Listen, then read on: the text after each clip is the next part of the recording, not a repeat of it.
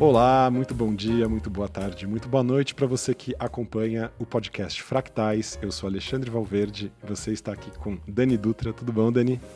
Tudo bom dia, boa tarde, boa noite para todos vocês. E aí, meninos, tudo bem? Ide? Então, eu acabei de lembrar que eu ia aprender a fazer isso em outra língua e eu não fiz. Boa noite, pessoal. Oi. Sayonara! Sayonara, mas aí é adeus. É verdade. Não é oi. É adeus. Nossa, tá ótimo. Não é bom Eu dia, sou gente, shalom, sayonara. shalom, então, que eu acho que é bom dia, boa tarde, E na boa noite, verdade, paz, e todas se a as gente palavras for do mundo, seguir shalom, nessa então, ideia de temporadas, tipo, essa seria a abertura da terceira temporada. Então, Exatamente. olha que jeito descontraído de começar, não é mesmo? Muito Ah, bom, que magnífico. exatamente. Chegamos na terceira temporada, parabéns para todos nós. Caraca! Três temporadas, mais de Com- 30 mil visualizações. Uhul. Uhul! E com palavras de baixo calão. Então vamos começar essa nova temporada puxando um assunto interessante que começa com uma expressão que é uma palavra em aparência difícil, as pessoas vão lembrar aí da época da escola, da biologia. A gente vai falar hoje sobre a questão do fenótipo ampliado para o autismo, ou do autismo. E essa palavra fenótipo, para quem lembra da biologia, é a expressão da nossa carga genética, para a gente falar de um jeito simples, né? Então, cada um de nós porta os seus genes e a aparência que isso dá ao nosso corpo, né, ao nosso funcionamento, é o que a gente chama de fenótipo. Então, eu tenho cabelo preto e liso. Então, esse é o meu fenótipo, e aí eu tenho o gene que faz com que o meu cabelo seja preto e liso, coisas nesse sentido. E aí, o que isso tem a ver com a neurodivergência, com o autismo? Né? Hoje a gente sabe que o autismo tem um componente genético muito importante, né? 99% dele é determinado por questões genéticas. E esses genes também são herdados. A gente também tem que saber distinguir que uma questão genética não necessariamente se confunde com uma questão hereditária, né? Porque a gente pode ter uma alteração genética que aconteceu na transformação das células do nosso pai ou da nossa mãe no meio do processo e a gente apresenta aquela característica que não necessariamente estava presente nos nossos pais. Basicamente, seria da mistura, né? Tipo, quando... Não na mistura, de acontecer uma mutação no processo. Aí acontece uma ruptura, de repente tem algum par de base que é misturado, e aí você tem uma mutação. Nessa hora que você tem a divisão. Que tá, tipo, gerando o embrião, né? Isso, que o embrião tá se antes formando. que tá gerando o gameta, antes do embrião. O embrião é depois que juntou o gameta do pai com o gameta da mãe. Ah, então na formação dos gametas é que podem ocorrer as alterações genéticas Isso, que geram... isso. Eu achava que era no encontro e elas acontecem antes, Puxa, na verdade, pode quando eles estão acontecer sendo um monte de produzidos. coisas. Não, pode acontecer depois do encontro. De repente você pode ter uma Por quebra isso que temos no 3 começo. anos de biologia na escola. Exatamente. As coisas são um pouco mais complexas. Se a gente for entrar no meandro aqui da questão genética, a gente vai longe. Numa Mas escalazão azinho, defina fenótipo. Exatamente. Não, mas é eu tava interessante pensando a gente isso. estar com isso, porque isso vai gerar um monte de questões na cabeça das pessoas. É bom que a gente deixe claro o que a gente está querendo apontar aqui. Fato é que o autismo tem uma carga genética muito grande, uma carga biológica muito grande, vamos falar assim, contrariamente ao que se pensava antigamente, que era uma questão mais biográfica, determinada pelo comportamento dos pais, e notadamente da mãe com a criança. A gente sabe que hoje não tem nada a ver isso. E se a gente pensa que tem uma questão genética muito importante, ora, por que eu apresento a carga genética do autismo e não o meu pai ou minha mãe? E aí, quando a gente vai olhar para os nossos parentes, a gente começa a perceber que sim, eles apresentam uma série de características. Talvez essas características sejam em número e em intensidade o suficiente para também caracterizar um autismo, e aí, nesse sentido, eles também receberiam um diagnóstico. Mas, às vezes, isso não acontece, e é isso que é o fenótipo ampliado. É quando você tem uma pessoa que apresenta características que são, né, típicas da atipia, mas que não tem o quadro completo, vamos assim dizer. E aí, isso é uma coisa muito comum da gente também começar a observar na nossa história. Depois que a gente faz, né, e recebe o diagnóstico, como a gente começa a olhar para o lado e começa a falar, poxa, mas meu pai, minha mãe, meu irmão e minha irmã, e meus primos e meus avós. A gente vai até falar sobre isso depois no terceiro bloco. Mas o que é importante dessa história é pensar que, primeiro, há um silenciamento também e uma invisibilização destas pessoas. Então, se a gente já fala de uma invisibilização das pessoas do espectro, imagine então quem tem só o fenótipo ampliado. Eu acredito que no futuro talvez nem vá existir essa divisão, porque para mim tudo isso faz parte do que é o espectro. Porque é isso, assim, em que momento você atravessou a fronteira em que você deixou de ser o azul celeste para ser o azul turquesa, sabe assim, quem que atravessou aquela linha? Você sabe que uma pessoa está meio perto da outra ali nesse sentido das cores, eu estou falando aqui, usando essa analogia das cores para facilitar o nosso pensamento, mas eu acho que nós estamos, se a gente pudesse pegar a humanidade inteira e distribuir uma do lado da outra, a gente formaria uma mandala, provavelmente, do que são os nossos comportamentos, e aí cada pessoa ocuparia um lugar, assim, nesse espaço. E a neurodiversidade é o lugar que cada pessoa ocupa. Se a gente consegue encontrar grupos e falar, você na sua neurodiversidade tem mais um quê de autismo, você tem mais um quê de altas habilidades, você tem mais TDAH, você tem um pouco dos 3, você tem um pouco dos 2, são outros 500. Mas, no fim, para mim isso são só manifestações dessa pluralidade e a gente que arbitra entre dizer, isso aqui caracterizou uma síndrome ou não, até porque o que é um autismo nível 1 nesse sentido? O meu é diferente do meu pai? Ou o meu pai só vai receber diagnóstico de fenótipo ampliado e eu que vou ficar com o diagnóstico de autismo ou diagnóstico de altas habilidades? Então fica toda essa confusão. Então é uma situação interessante, é uma questão que todos nós atravessamos, porque a gente vai forçosamente se perguntar, e aí, os meus parentes e as outras pessoas, se isso é uma questão genética, eu não sou o primeiro e único da família que de repente nasceu com essas características. Então eu acho muito bacana a gente poder ouvir as nossas histórias. E eu queria passar a bola aqui para ouvir um pouco da história de vocês, depois eu falar um pouco da minha.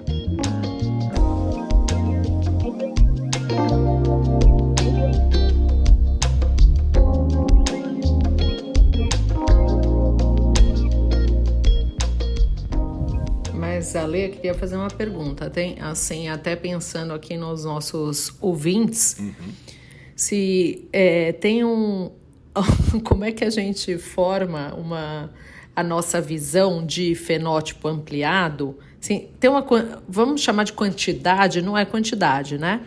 Mas tem uma medida que a gente fala assim, não, olha, o fenótipo ampliado vai até X, depois você já foi diagnosticado como aquilo. Saquei, Dani. Não, tem testes, Saquei. sim, a gente usa os mesmos testes que a gente padroniza para avaliar as pessoas dentro do espectro autista, a gente vai usar os mesmos, só que eles não vão fazer as mesmas pontuações nesse sentido. Então, se a gente vai falar de um teste que muitas pessoas conhecem porque circula bastante na internet, que é o quociente do autismo, né, o teste do Baron-Cohen. É um teste que você tem ali o ponto de corte na nota 25, acima dessa nota você passa a ser considerado espectro. O meu acho que foi 28 também, não foi? Se chamava de foi esse, foi mais ou menos assim. Nós chamamos de autismo de alto rendimento, e acima de 32 já é considerado autismo comum, autismo puro, vamos falar assim nesse sentido, até. Deu 28 o meu IQ. Também? Você não lembra o seu? E aí, que é bem na fronteira, por isso que fica também difícil, algumas pessoas falam, mas acho que você não é autista. Eu falo, bom, pelo EQ apareceu isso, e o teste de sistematização, e as outras coisas. Então, o que acontece? As pessoas vão chegando muito perto da nota de corte, vamos falar assim, mas não ultrapassam essa nota de corte. Então, tem essas características, ficam subclínicas, vamos falar assim, entre aspas, vai. Porque não caracterizam o quadro completo, vamos dizer assim. Mas eu posso, sim, elencar, eu estava fazendo uma lista aqui dos meus parentes de primeiro grau, aqui só os que eu já lembro de cabeça, meu pai, minha mãe, meus avós. É muito interessante ver todas essas questões de hipersensibilidade sensorial. Todos os meus parentes tinham hipersensibilidade sensorial tátil, auditiva, O vovô é um vampiro. E aí, ele não gosta de alho também. O vô tem fotofobia. Sabe assim, porque ele já era médico, falava nesses termos, então ficava por isso e a gente achava uma elegância dele ter a versão à luz do sol. Mas não foi entendido isso como uma característica. A minha avó que não gostava de ser abraçada, que era super discreta, eu era o único neto que podia tocar nela. Então tinha umas coisas muito assim, que era super sistemática, organizada, com a rotina dela, com a ida para o trabalho, que andava nas mesmas ruas, pegava as mesmas, sabe assim, comia as mesmas coisas, e que na época a gente não achava fofinho. Era assim, a avó, ela sistemática desse Felipe, jeito, você é sistemático? em nomear isso. Você pode... E não que isso não tenha significado um sofrimento, não, óbvio. Acho que tem uma história de vida que foi tudo meu por muito não reconhecimento bagunçado, dessa própria mas condição. eu sou tipo que no eu acho horário. complicado. Mas... Não, mas esse aqui arrumaram, mas as minhas coisas são bem bagunçadas. Eu vou mostrar minha mesa aqui, é realmente bem bagunçada. Então eu sou considerado uma pessoa extremamente bagunçada com as coisas. Entretanto, no trabalho, horário, essas coisas, eu sou bem sistemático, assim. Mas a minha mulher até fala que negócio de virginiano, que ela fala que eu sou anti-virginiano com isso, mas... Tipo, Mas com posso fazer um relação a comentário, algumas- Fê? Eu acho que você é mais bagunceiro naquele ambiente seu do trabalho imediato, que eu poderia chamar da sua oficina, o seu ateliê, sua mesa de trabalho imediata. Porque o seu acervo, ou seja, o seu trabalho histórico, aquilo que você acumulou, é super organizado. Isso é super... As coleções de boneco. É. Não, sim, elas ficam ali, mas é tipo assim, eu não... Elas... Sabe aquelas pessoas que, se alguém mexer e mudar a ordem, não vai fazer nenhuma diferença pra mim. Então, se não tem essa análise de toque ou coisas específicas, eu gosto de ver isso. E todo mundo que conhece me considera uma pessoa bem bagunçada. Então, tipo assim, bagunçada tipo de organização. Acho que, em relação a quase tudo. Documentos, eu perco coisas. E eu pouco me importo se eu perco algumas coisas ou não, entendeu? Então, tipo... É uma discussão, eu boto controle em tudo que é lugar, tipo assim, minhas roupas eu jogo no chão, então, tipo assim, eu sou uma pessoa bagunceira. Em qualquer aspecto essa que você questão... analisar. E essa questão que você... Porque você trouxe em um dos episódios dessa história da sua família, também tem algumas pessoas com colecionismo, quer dizer, você vai olhando alguns traços de pessoas da sua família que também apresentam. Como que você viu isso, assim? Eu tava até pensando nesse negócio de família que você tá falando, eu colecionei, tem um negócio assim, o meu pai guarda todas as coisas de modo muito organizado. Meu pai é aquela pessoa que vai guardar tudo com caixa. Eu nunca vou ser uma pessoa que vai guardar tudo com caixa. Hoje eu acho legal, mas se eu ganho uma coisa nova, eu nunca vou guardar a caixa. Eu acho que eu pego a caixa no primeiro dia. Meu pai é um cara que guarda com caixa. O meu avô é o cara que guardava tudo, pregos e tudo mais. Assim. Mas, tipo assim, é engraçado, porque esse lado da família do meu pai, eu acho que tem menos pessoas dentro do espectro do que o lado da minha mãe. E da minha mãe é engraçado quando a gente tava falando desse negócio de proximidade e tudo mais, tipo assim, meu avô teve 3 filhas, tá? Elas eram muito inteligentes, as 3, assim, tipo...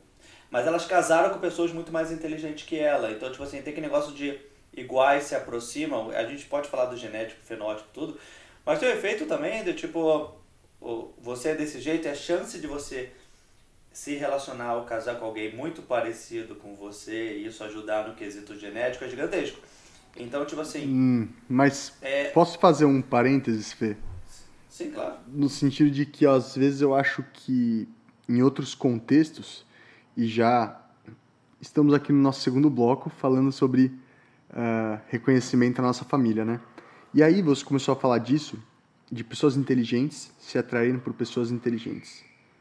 Só que eu percebo na minha família, quando eu penso no meu pai, que é a pessoa que mais teria características no espectro autista, eu sinto que em outras realidades as pessoas podem vir a buscar pessoas que elas vão poder controlar por meio da inteligência delas. Por quê? Então acho que é aquele negócio de vários tipos de espectro e vários tipos de inteligência, né? Tipo... Mas você entende o que eu quero dizer? Porque às vezes você, tipo, é tão deslocado o tempo inteiro que, tipo, você vai precisando ganhar poder para justamente poder se afirmar.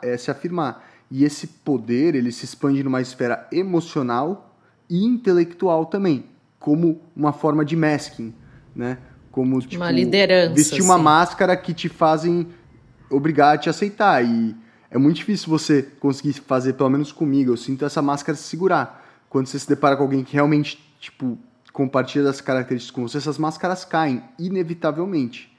E aí a pessoa pode acabar fugindo disso. Fazer uma pergunta que pode ser polêmica aqui, mas você está pensando nesse sentido que quando você fala desse comportamento controlador, e aí considerando que isso parta de uma pessoa do espectro, e a gente tem a ideia de que a maior parte das pessoas do espectro são mais pessoas ingênuas, muito honestas, com um senso de justiça muito grande, mas o que você está apontando é que pode haver, então, uma outra parcela de pessoas que são do espectro que tem um comportamento narcisista nesse sentido. E há pessoas que afirmam isso, que o narcisismo pode ser pode estar dentro do espectro. É porque essa eu penso questão da numa manipulação realidade... e que a não empatia seria uma dessas questões, que é a disfunção social dessas pessoas narcisistas seriam a não empatia, o contrário de uma boa parte ou da maior parte das pessoas do espectro que são hiperempáticas.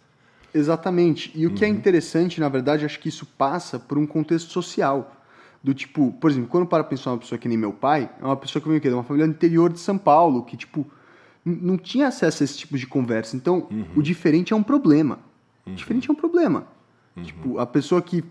e naquela época, a pessoa que causa, né? Que não sei o quê. E imagina que essas pessoas... E trazendo aqui uma realidade de Brasil, né? Quantas pessoas não passam por processos assim e a casca que elas não criam pra, tipo, ter que lidar com o mundo sendo diferente, porque tem uma realidade em que nem se sabe que isso existe. Isso que a gente não tá nem entrando aqui nos meandros da religião. Porque aí a gente cai em outros 500. Né? Mas o meu ponto é, como a neurodivergência, e falando aqui especificamente do autismo, que fala muito sobre o hiperfoco e muita desenvoltura em certas habilidades específicas, transborda pela sociedade em diversas formas. E não só, às vezes, na nossa visão que é mais positiva, mas em formas que são formas de controle. Tá, mas aí nesse sentido, quando você falou disso depois da fala do Fê, você ficou pensando que tem O alguma oposto questão porque o Fê tá trazendo esse negócio da coisa... dos inteligentes se aproximarem, porque eu das sou pessoas muito assim, eu vejo uma reconhecerem. pessoa, nossa, essa pessoa é inteligente que nem eu, nesse sentido, antes dá tão bem, não sei o quê. Mas eu comecei a refletir sobre como eu sou privilegiado e tenho sorte de poder ter acesso a essas pessoas. Porque a gente vive numa era que a comunicação mudou muito. Imagina, tipo, há 30 anos atrás, em que você falar com alguém de outro lugar, você mandava uma carta. Não, assim, mas eu acho que engraçado, estava até uma coisa que eu estava refletindo sobre isso, mas eu acho que, tipo, não somente relacionamento, como, tipo, amizades e proximidades de vida, sabe? Tipo, você se atrai por amizade, estilo, hobbies e coisas com pessoas que têm interesses parecidos com os seus, e acaba que de modo indireto isso afeta, eu estava até conversando, que, tipo assim, algumas amigas minhas que têm menos sucesso na carreira, elas andavam juntas na escola, e as pessoas que tinham mais sucesso andavam juntas também. Então, tipo assim, pode ser correlacional, pode ser causal, pode ser isso, ou pode O ser que é não. sucesso na carreira? Pronto, agora A quero pessoa ver não está você preocupada sair em não dessa, fazer parte Felipe. dos 70% da população que Eu estão nem tô- endividados eu não atualmente. tô- eu não tô Ah, falando boa. Bem amplo no sucesso de carreira. É tipo, sucesso de carreira que a sua avó definiria como sucesso na carreira. Melhorou? Tá bom, assim, entendi. Essa Tipo, é mais fácil. É uma gestora hoje em dia, uma pessoa renomada no É. mercado, com um LinkedIn recheado de comentários e Não tô likes. definindo felicidade. Tem pessoas que literalmente, tipo, são felizes e não precisam ter nenhum sucesso. Mas, tipo assim, é por E um processo, FGTS para sacar. e tipo, caminhos de felicidade que seja. Mas eu acho que, tipo assim, o relacionamento pode ser que você case ou não com pessoas nesse negócio, mas acho que tem uma chance muito maior de que alguma característica que seja muito marcante com você leve à proximidade de pessoas que têm características parecidas também. E aí, você casar com pessoa desse estilo melhor, assim, é tipo mais fácil nesse quesito que você está próximo. Pode ser que não. Obviamente, tudo pode ser que não. Mas eu acho que tem um efeito causal de proximidade e o efeito genético também. Fê, nesse sentido é interessante isso, eu não tenho um dado de pesquisa para falar, mas eu vejo isso como clínico, como psiquiatra, é muito comum quando eu faço diagnóstico de uma pessoa do espectro, também começar a puxar o fio ali, e aí vai vindo outras pessoas da família e pessoas do entorno mesmo, então os melhores amigos, às vezes os cônjuges, os parceiros, as parceiras, tal. E eu fico pensando muito nisso, eu brinco com uma expressão que eu falo, as relações neuroconcordantes, elas dão mais certo do que as neurodiscordantes. É mais fácil uma pessoa neurodivergente lidar com uma pessoa neurodivergente, uma pessoa neurotípica com uma pessoa neurotípica. E é interessante isso, porque aí, por um outro lado, só pensando de novo nessa questão da genética, da hereditariedade, da presença desses comportamentos, dessas nuances do nosso modo de ser nas nossas famílias, de um certo modo, o fenótipo ampliado, ele é esse fato da existência de algumas pessoas que faz com que a gente também não receba o nosso diagnóstico a tempo. Porque na nossa família fica, mas eu também sou assim. Não, mas isso é normal. E aí Total. a família vai normalizando isso, vai normalizando a hipersensibilidade sensorial, vai normalizando a superinteligência, vai normalizando a sistemática. E aí o avô é assim, a outra avó é assim, o tio é assado, não sei o que, Os de repente, amigos são bum. assim. Exato. A sua turma na escola. É porque é muito difícil você separar quando a gente fala de porcentagem. E aí sempre vem aquela discussão, não, mas no meu caso é isso. Cara, mas você vive numa super bolha e a sua super... Tipo, a chance de, tipo, superdotados terem um grupo de 10% de superdotado entre os amigos ou altas habilidades e outro ter zero é altíssima também. Então, tipo, quando a gente fala de estatística, você trazer pro seu eu micro afeta muito todos os resultados, assim. Tipo assim, eu tenho dificuldade de ver altas habilidades porque eu conheço muita gente muito mais inteligente do que eu no meu meio, mas talvez seja por causa disso mesmo. O meu caso foi até muito engraçado do diagnóstico, né? Porque, na verdade, receber o primeiro diagnóstico é uma pessoa da qual eu estava falando com a Lê, enfim, da minha família. E aí ela falou assim, tá, mas essa pessoa não é autista? Aí eu falei assim, mas você também acha? Mas eu não tinha comentado nada. Você também acha?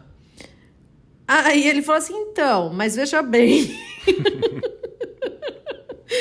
Você tá vendo isso aí que você falou tudo sobre essa pessoa? Você não tá vendo em você também?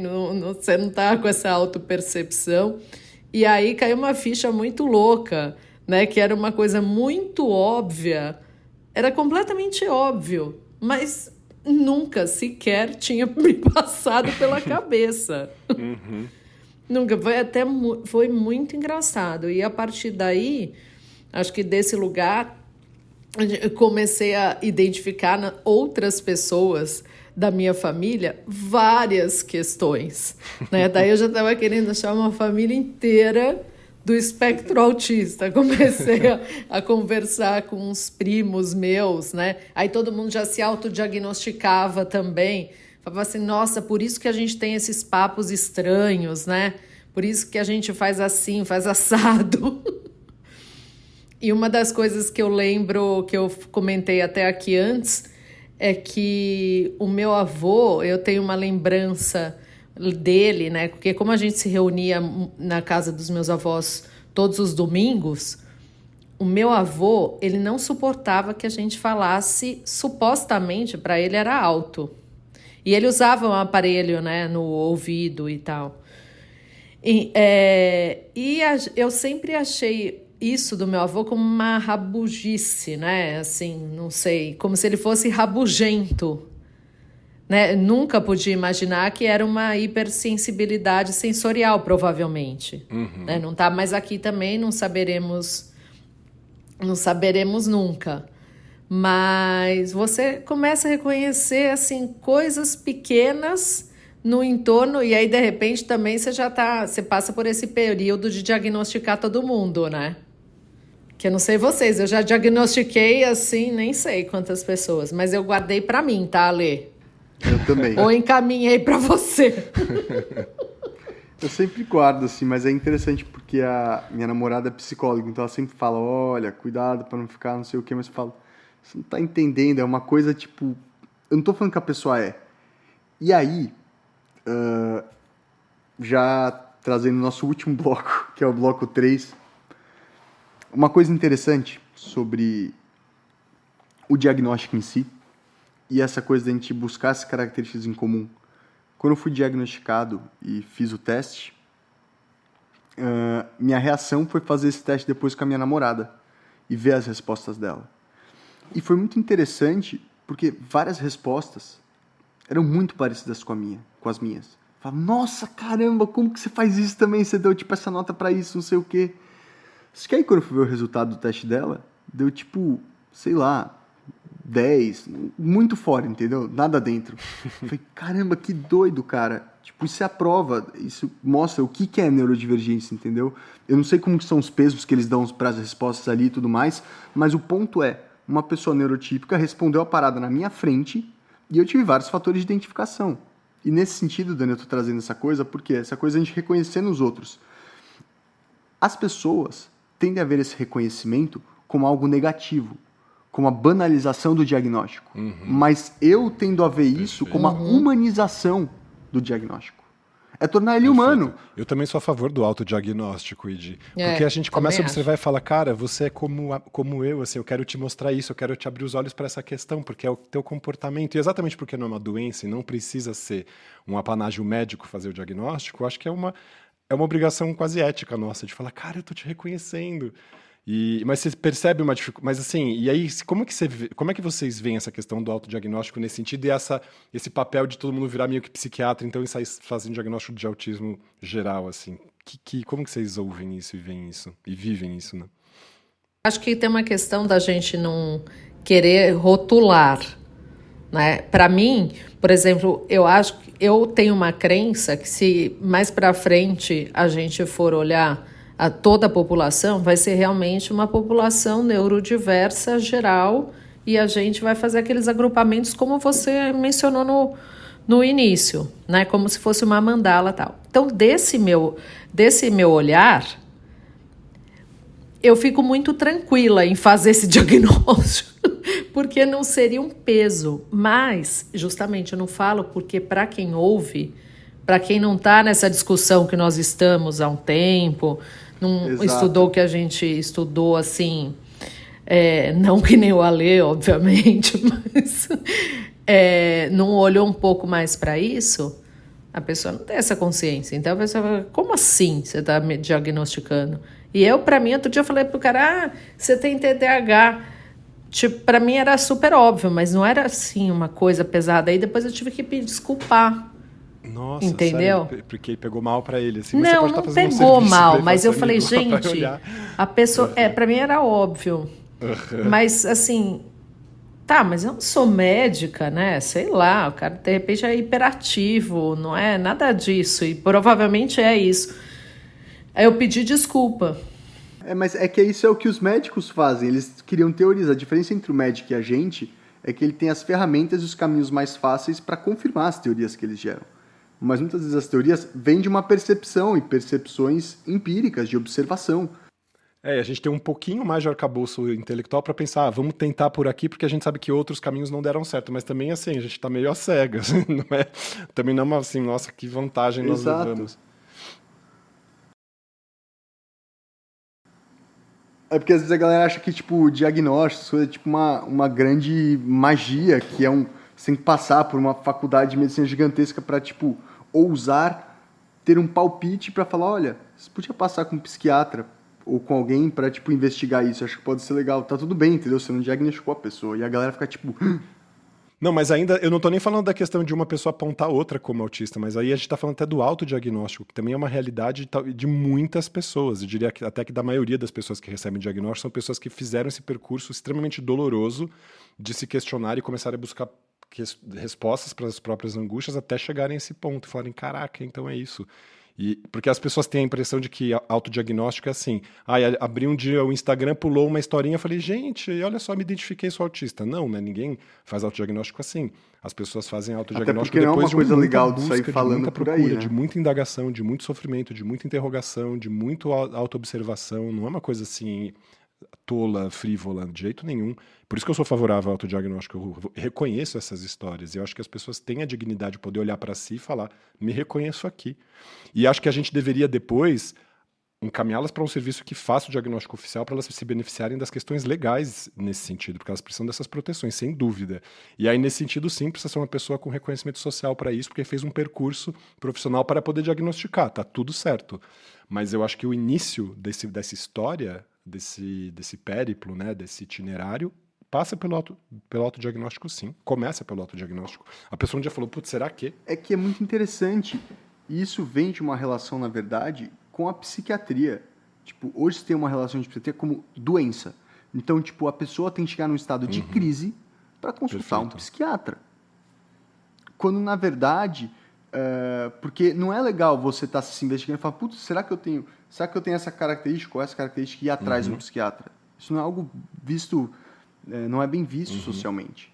Então... Não, muito legal que você está trazendo, Ed, porque muitas vezes as pessoas do espectro acabam também procurando psiquiatra inicialmente por causa de uma crise, e aí a nossa responsabilidade como profissionais, e eu sei o quão difícil é isso, porque eu vivi isso nos últimos 20 anos da minha profissão, é da gente não conseguir distinguir que aquela crise ela emerge de uma pessoa que tem um fundo, uma estrutura neurodivergente. A gente não foi educado nas universidades para reconhecer as neurodivergências e reconhecer o sofrimento por sobre as neurodivergências. E aí a gente tem que cuidar de fazer dois diagnósticos. Um, da questão clínica que a pessoa está vivendo naquele momento, uma ansiedade, uma depressão, qualquer coisa que seja. E a outra questão é a condição estrutural neuropsiquiátrica dela, que é a neurodivergência, a neurodiversidade dela, onde ela se situa. Isso é super importante. E isso... Que sempre, usando uma palavra sua, sempre se entendeu como uma seara mais da psicologia, né? Ou da neurologia, mas a esse psiquiatria lugar. tem que se apropriar disso também, sem dúvida. E aí a gente acaba, a partir dessa crise, reconhecendo essa outra situação que não é crítica. O autismo em si não é uma crise, o autismo é uma condição existencial. Agora, a gente tem que cuidar porque aquela pessoa está vindo de um histórico de não ter feito o diagnóstico, de ter doenças sobrepostas, uma série de outras coisas.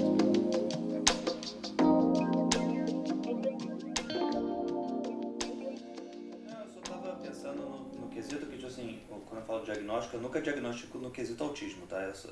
Eu diagnostico no quesito neurodivergente. E aí é engraçado que tem a ver com o meio que eu vivo, porque na explicação, na minha autoanálise de neurodivergência, é tipo o modo de aprendizado e tipo o modo de chegar em ideias, aquele negócio que eu já expliquei em alguns episódios aqui de como isso ficou mais claro para mim de explicação. E eu acho que tem a ver também com a profissão que eu escolhi e a profissão das pessoas em volta de mim, faz sentido que, por exemplo, no quesito marketing ou inovação e tudo mais, as pessoas serem mais neurodivergentes, porque elas procuram um mundo não binário, um caminho, uma nova verdade sobre as coisas, ou caminhos diferentes, não lineares para as ideias. Então, tipo, eu acabo, nesse meio que eu conheço mais gente, tendo que explicar o modo e como elas são nesse quesito, mas mais no quesito neurodivergente. Tipo assim, obviamente nem todo mundo de marketing é assim, mas normalmente as pessoas que conseguem pensar mais fora da caixinha nesse quesito, em alguns já até por essa definição de fora da caixinha, acaba sendo desse jeito. Aí é uma coisa interessante de ficar analisando. Acaba sendo muita gente em volta de mim, pelo menos acho que com mais sucesso nesse segmento, que eu percebo uma similaridade nesse quesito. Eu não diagnosticaria elas como autismo, porque a maioria delas elas são extremamente tipo, mais quesito eu aqui, que tipo, qualquer pessoa que me conhece teria grande dificuldade de me ver. Mas eu também, cara. Inclusive, eu muitas vezes sou considerado assim, o entrosa do rolê.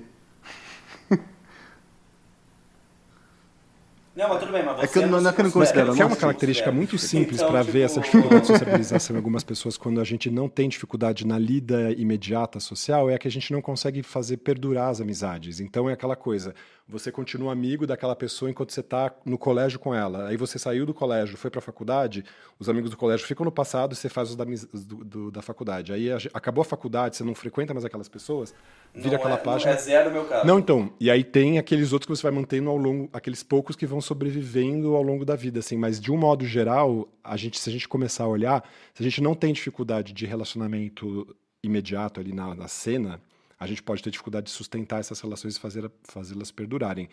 E altas habilidades também não necessariamente não estão sempre interseccionadas com autismo ou dificuldade de sociabilização. Então isso pode acontecer da gente ser neurodivergente, altas habilidades, e não ter dificuldade de sociabilização.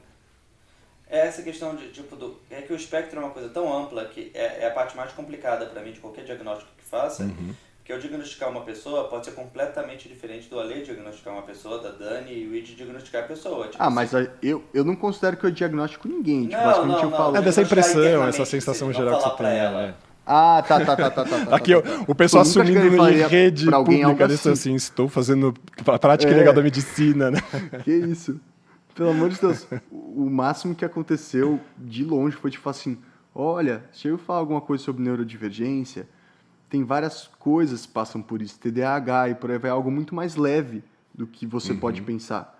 Se você tiver interesse em ir atrás disso, eu vi algumas coisas de você que eu me identifiquei, compartilhei, vi você me falando das suas dores e dores que eu tinha também e me tocou nesse lugar que me ajudou muito.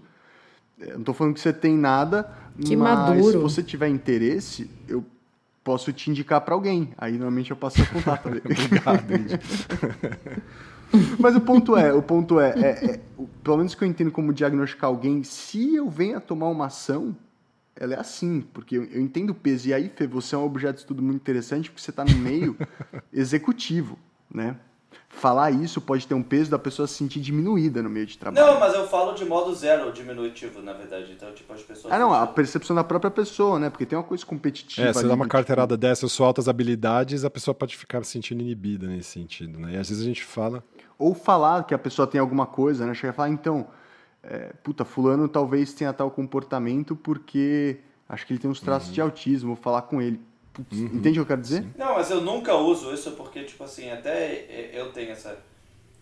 dificuldade clara de falar. Então, tipo assim, o Se já é autismo... difícil normal, imagina no trabalho. Não, mas eu acho que nem questão de trabalho, não. Tipo assim, com pessoa geral. Tipo assim, eu ainda tenho autistofobia de autodiagnóstico, tipo, que pra mim o autismo ainda tem um peso de palavra muito grande sobre qualquer coisa. Então, qualquer coisa, não é questão de autistofobia, que eu tenho fobia por isso, mas eu acho que o peso da palavra vem com esse peso do filme, do autismo de filme. Então, tipo assim, Sim. aí, por isso que eu me sinto confortável com o neurodivergente, e porque esse é zero, eu tipo assim, não preciso nem entrar nessa questão de espectro, eu nem entro no quesito espectro autismo. Parece uma palavra nova, super uau, moderna, né? É uma nova palavra que na explicação é tipo, você aprende de modo diferente, as pessoas adoram. Então não tem esse problema que o ID tem, porque eu falo assim, cara, é que você aprende de modo diferente. Todo mundo, é verdade, porque todo mundo acha que aprende de modo diferente. Então... funciona perfeitamente, então as pessoas adoram. Eu não entro em quesitos médicos ou coisas que parecem diagnóstico. O meu é só assim, galera aprende... pô, cadê? Eu mesmo. Tá fácil.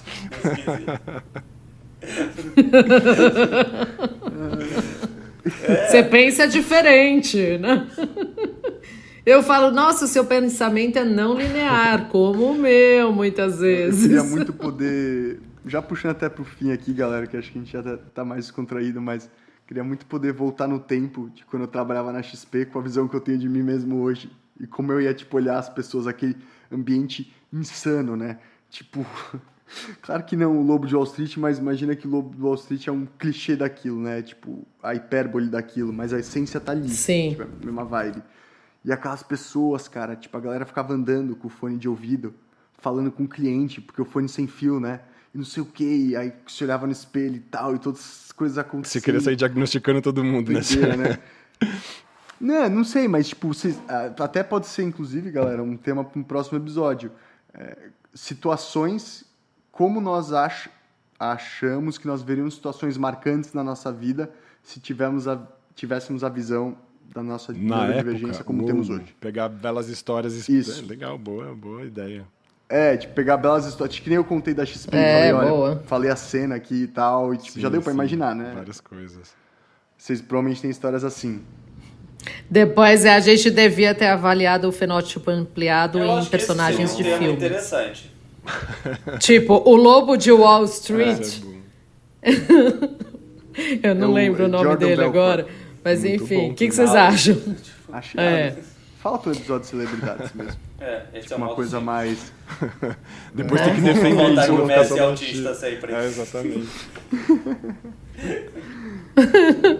Nossa, tem agora a reportagem como o Messi ser a possibilidade do Messi ser autista é prejudicial para o próprio Messi. Tem muitas coisas assim agora. Porque é um negócio que ele Aí agora não vai ficar é essa cabo de autista, guerra. supostamente. No final, né? Tipo, a galera Quem se ficou preocupa tanto com... faz, exatamente, entendeu? é o Messi que tem que saber disso, mais ninguém, né? Tipo, é o Messi que tem que se preocupar, tipo, e é muito doido isso. Eu não me preocupo também com uma pessoa autista. Eu falo, cara, é uma coisa que faz tanto sentido pra você mesmo. Fala, bicho, deixa o compadre lá no processo dele, entendeu? Mas vai ser bom um dia não sei o que quê. as pessoas vão saber se localizar dentro desse grande espectro, né? Dentro dessa grande mandala da humanidade onde a gente se situa, assim. Só para completar também, encerrando aqui, já me despedindo, tá muito curioso de ver os meus colegas de faculdade também fazendo diagnóstico agora nessa mesma época, assim. Porque nós, de novo, estudamos numa fase que a gente não era ensinado a reconhecer o nosso autismo. E a faculdade de medicina, com o vestibular super difícil que tem, acaba sendo, no fim das contas, uma catraca enorme que só vai pegar pessoas sem com dúvida. alto nível cognitivo e tal. Então é bastante comum isso estar acontecendo também, o que é muito curioso, porque... O sistema cria as bolhas, basicamente. Não, mas aí a questão mas e quando o sistema fica cego para quem pertence a esse próprio sistema? Porque os médicos não fazerem o próprio diagnóstico o diagnóstico do próprio autismo, significa que eles vão continuar cegos para poder fazer das outras pessoas, e elas são as pessoas socialmente desenhadas, né, para isso, assim, né? O recorte é esse, os médicos têm o poder de fazer isso, e eles não podem porque eles nem conseguem, porque não conseguem reconhecer o próprio. Isso é uma questão muito importante, assim, e é muito interessante como eu tenho conhecido muitos médicos e ajudado alguns a fazer o próprio diagnóstico também, assim. Não sei se eu contei essa história para vocês, eu fui num retiro com 25 médicos, no final dessa semana, desse retiro, 8 vieram falar comigo, olha, eu ouvindo a sua história, acho que eu sou do espectro também e tal. 1/3 das pessoas que estavam ali. Você fala, uau, caramba. Acho que a gente consegue extrapolar isso para a turma inteira da faculdade, mas é impressionante, assim. Mas é interessante estar seguindo os números de... Não tá, mas, sinceramente, é se a gente muito for menos. olhar as neurodiversidades, eu vou dar um palpite aqui que o futuro vai dizer se a gente tem, ou eu tenho razão ou não. Eu acho que é meio a meio, sinceramente, na normotipia e na neurodivergência. Não, mas também... Tem Ia chamar coisa que 30%, eu tava mas tem acreditando uma em coisa aí 30%. desses 30% que é tipo... Acho que é naquele documentário do Spotify que tem na Netflix que rola isso, que eles falam que entre pessoas de tecnologia, tipo, a porcentagem de muito neurodiversidade maior, é muito maior por do que aptidão, entre a média da exatamente. população. Sim. Por isso esse 1/3 que você fala bate. Exatamente. Aqui nesse podcast, por exemplo. Né? Somos Aqui, 100%. O Fê, na verdade, não, somos É pouco 87,5, enviesado, né? porque o Fê tem um pezinho aqui, mas tá entendendo se soma 100 ou... Fala aí, Fê. eu ganhei em porcentagem, eu fico em 95. É, você, Eu não mas sou- não é a porcentagem não é cheia ainda, entendeu? Eu sou 12,5, É, eu sou 12,5, tá bom. Exato.